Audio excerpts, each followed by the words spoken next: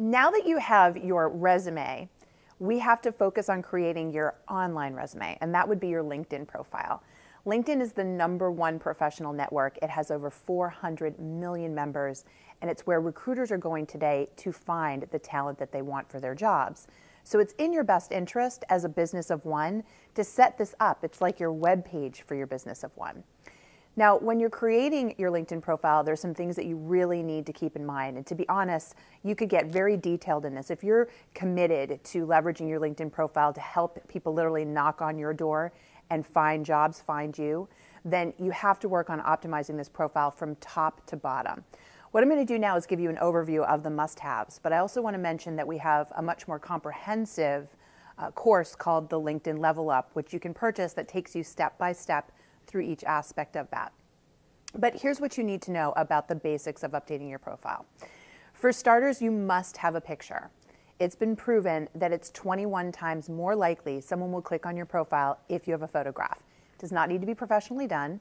A simple photo, neutral backdrop, and a smile on your face is all that you need. And candidly, anybody can take that with a smartphone. You also need a headline, and this is where you need to start to understand something about keywords. Now, back in an earlier module, I had you focus on coming up with your top 10 transferable skill sets. Those are your keywords for your LinkedIn profile, and your goal should be to use them as much as you possibly can throughout the profile. The reason for that is that LinkedIn works just like the internet. It is a search algorithm. So if a hiring manager or a recruiter is looking for you, they're going to be looking for your skill sets. And the more that that is listed in your profile, the greater the chances you'll show up in the higher rankings of their search results. So where should you put these? Well, you're going to start in that headline. You're going to pick your top 5 or 6, as many as you can fit up there, in that headline with a line divider so that they can easily read through and see that you have those skills. You're then going to move down into your summary, and keep in mind that your summary by definition is short. It should not be an epic novel, and you shouldn't be writing about yourself in the third person.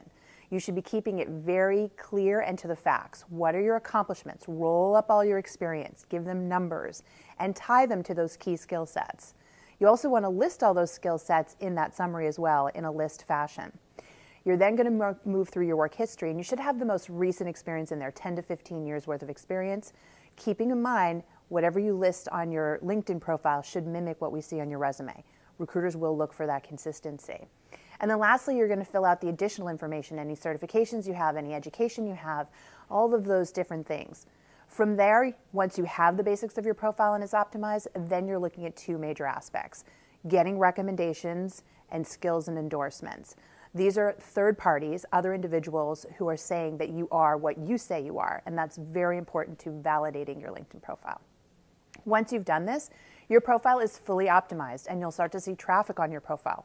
However, you then need to maintain your activity on LinkedIn.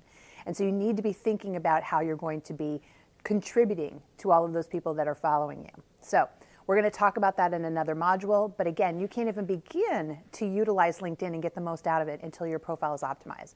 So today's milestone: get in LinkedIn, optimize each and every section as best you can using these guidelines, and then you're ready to move on.